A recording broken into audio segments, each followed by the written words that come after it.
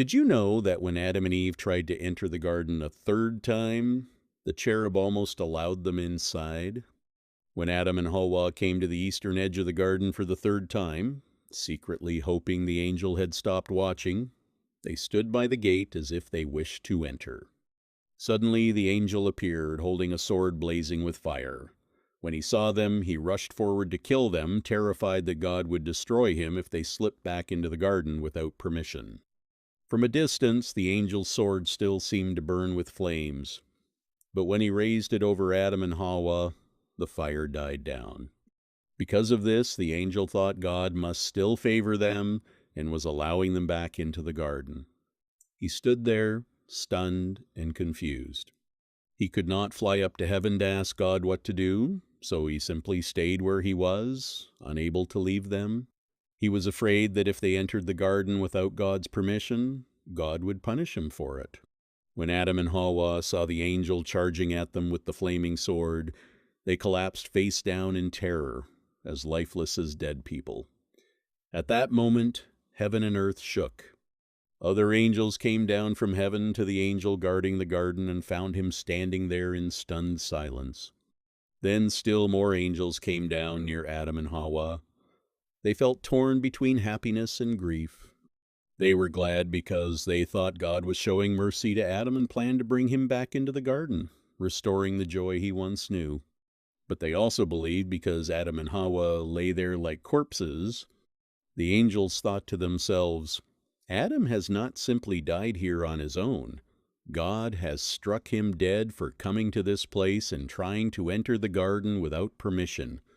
Then the word of God came to Adam and Hawa and revived them from their death-like state, saying, Why have you come here?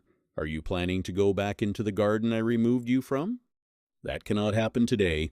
You may return only when the covenant I made with you has been fulfilled. When Adam heard the voice of God and the rustling of angels he could not see, only hear, he and Hawa wept and called out to the angels, Angels who serve God, look at me. Look at what I have become, unable believed to see you. When I existed in my original radiant nature, I could see you clearly. I sang praises just as you do, and my spirit soared far above yours. But now, because I have sinned, that bright nature has left me, and I have fallen into this miserable condition. I have become nothing but animal flesh. Yet now, angels of God, plead with God alongside me.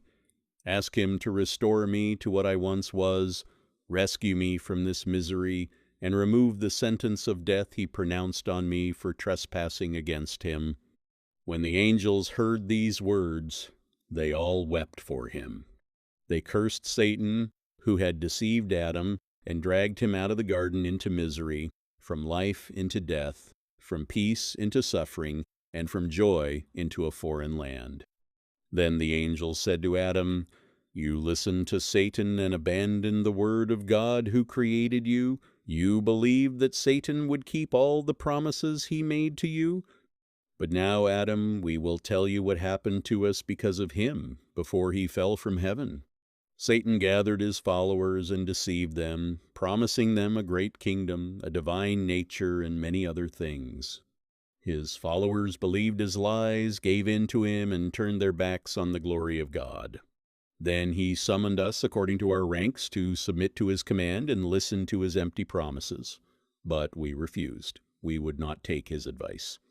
After that, he fought against God and acted arrogantly toward him. He gathered his armies and made war on us.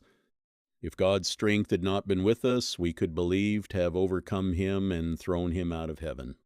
When he finally fell from among us, there was great celebration in heaven because he had been cast out. If he had remained, not a single angel would have stayed in heaven. But God in his mercy drove him away from us down to this dark earth, for he had become darkness itself and a doer of evil.